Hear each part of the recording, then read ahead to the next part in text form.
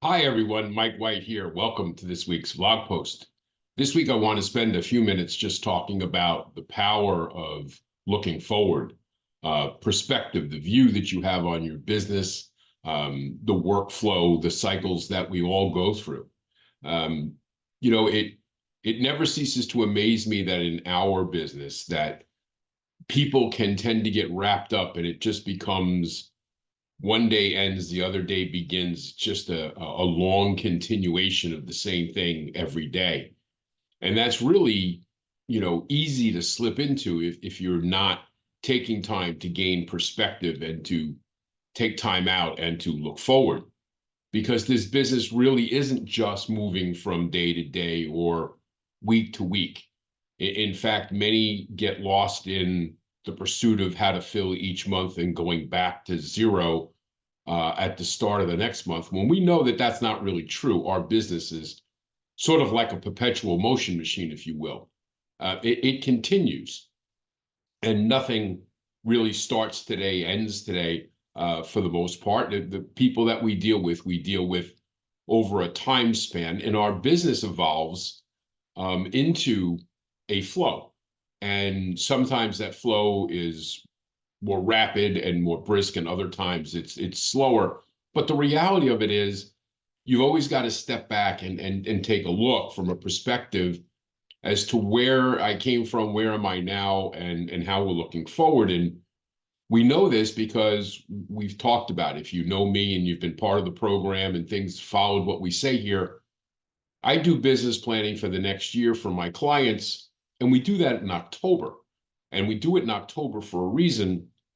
It's so that we can take a really good look at our business. We can see the things that we want to accomplish, improve the things that we want to improve, try things in our business, or look at things that we want to add to our business or subtract from our business, and then get that plan developed and then get it scheduled and do a series of walkthroughs of what that new schedule looks like, so that by the time January comes, we're fully implemented, we're fully scheduled, we're fully prepared. We've got a full head of steam going into the new year. We're not trying to figure out where we're going and what we're doing. We hit January 2nd and we're already queued up and active and working toward what our mission statement and our business plan directs us to do. And I spend a great deal of time talking to people about their processes and how they do what they do, when they do it, and what that leads to, because that's what helps people go from, pretty average, mediocre results into having the structure and the processes in place to really take the same amount of time and effort and turn it into significantly better results all around. And that really just comes from planning and focus and schedule. And you'll see that there's not many people that work at a very high level just winging it. There's generally some planning, there's generally some forethought. And we've talked about this a lot. And now is one of those times that I just wanted to bring this up because, again, we're looking at the month, we're in the middle of June. And a lot of people say, okay, we're in the middle of the June. How is that working out for me? But really, it's the precipice. It's the forethought to look forward to saying we are on the cusp of the 4th of July. Well, for this year, week. 4th of July this week lands on a Thursday. And you know as well as I do, if there's a holiday on a Thursday, you're going to be death and taxes to find people who want to work on Wednesday and who's going to be around on Friday. And if you think that that doesn't matter, think about what the first week of a month looks like. Generally, the first week of the month is things that roll over from the prior month that have to be cleaned up and closed for what things that got delayed or pushed for any number of reasons.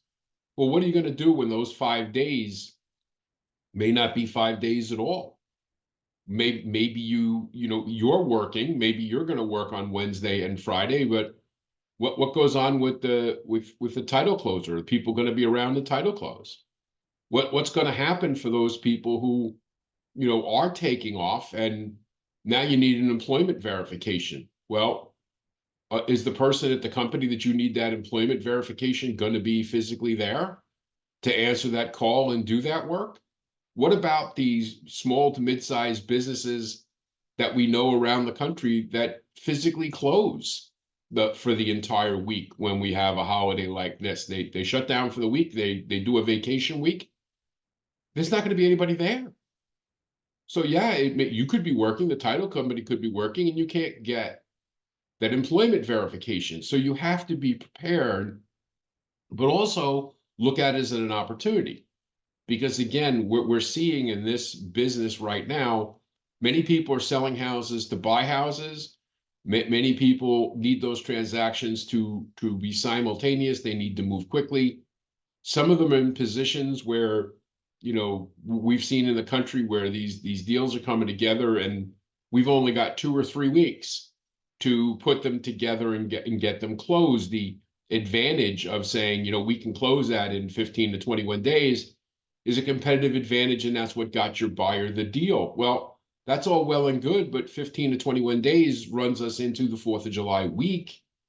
And if we're not prepared for it, and the other side is what are our referral partners and our clients doing? Are they going to be active the 4th of July weekend? Are there going to be open houses on the 5th and 6th and 7th? Those are the conversations that we can be having now. Those are the things that we need to be aware of. And if you've got deals in your pipeline right now, you'd better look at the deals in your pipeline. How many deals do you have closing with a contract call for? We're closing on July 2nd or 3rd or 5th or whatever. You got to have a heads up. Are we going to be in position to have all the things we need and all the people who are supposed to be there to facilitate that closing? Are they all working, and how's that timeline work? Now is the time to pay attention to that. Also, we've got to focus on the short term and the long term success of every one of these transactions. Every closed deal is not just putting a client to bed and putting them into a databasing system. It's about the people that were involved in that transaction, how you help them, the stories that you can share as a matter of having done that deal, and the opportunities that present themselves. Because many clients, once they close, there's this 2 to 3 week window where a good percentage of those people have the opportunity to refer you, because people are going to be talking about their new house and how it went. And if they've had a good impression from you, they can share that impression about you to those people, and that can generate new opportunities. So keep that in mind. Also keep in mind today, we're looking at more data. It's been a very big data week. We've had the 10-year bond auction. We've had, the CPI and the Fed meeting. Those things were relatively favorable to the markets. The press conference after the Fed meeting, the market came down a little bit back. We gave up some from the improvement of the morning, but still, all in all, a great day today.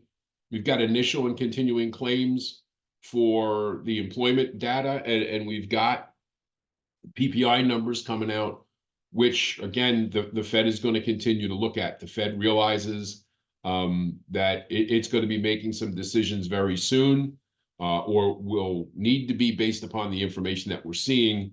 And I'm very positive on the fact that the market will slowly to continue to improve. Not going to be anything dramatic as we've seen the last few days, but slowly we're going to get our footing into this market. And as we've seen, the consumer, people who want to buy houses are out there and they are looking, and nothing in the interest rate market is stopping people from buying. And nothing in the interest rate market, by the way, is stopping people from refinancing. Refinances were up significantly week over week last week. And again, it's something we need to be paying attention to, because it was a significant portion of the loan business last week. Mortgage applications on refinances, were very strong. So you need to be aware of it. And as always, if you have questions or comments, or you need some help, or you want to discuss any of these things, Mike at imtcoaching.com. We'll talk to you again next week. Take care.